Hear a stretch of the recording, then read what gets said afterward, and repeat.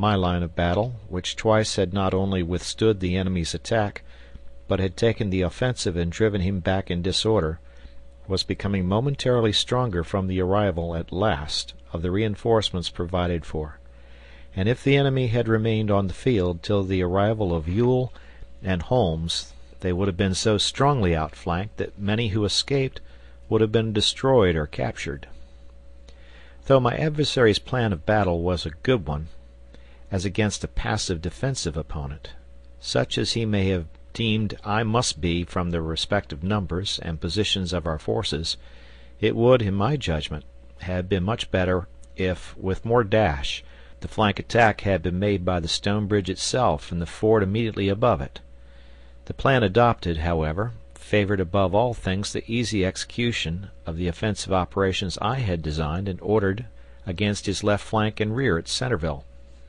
His turning column, 18,000 strong and presumably his best troops, was thrown off by a long ellipse through a narrow forest road to Sudley Ford, from which it moved down upon my left flank, and was thus dislocated from his main body.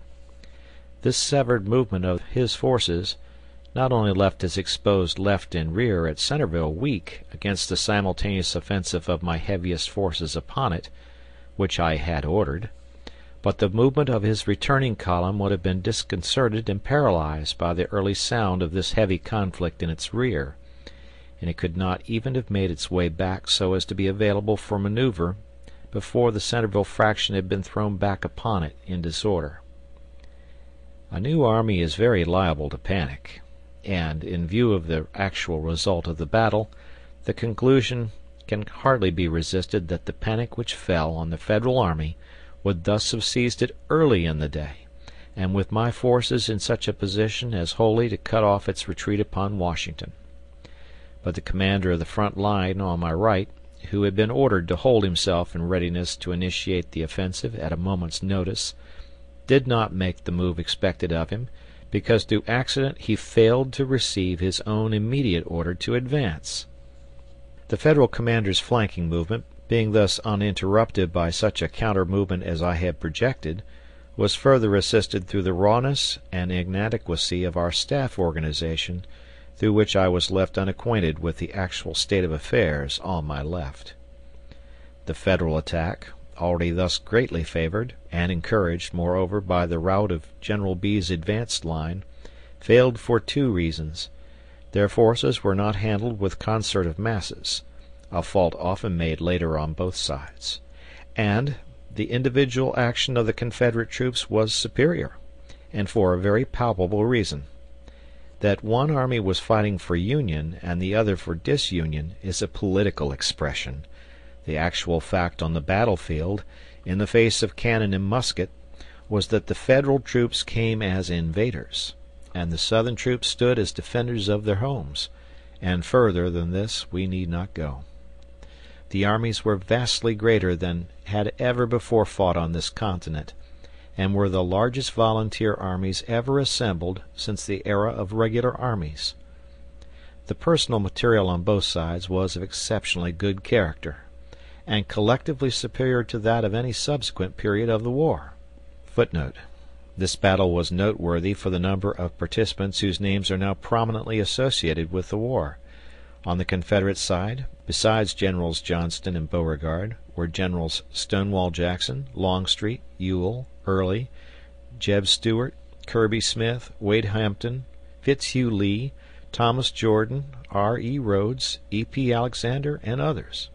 On the Federal side were Generals McDowell, W.T. Sherman, Burnside, Hunter, Heintzelman, Howard, Franklin, Slocum, Keyes, Hunt, Berry, Fry, Sykes, Barnard, Wadsworth, and others.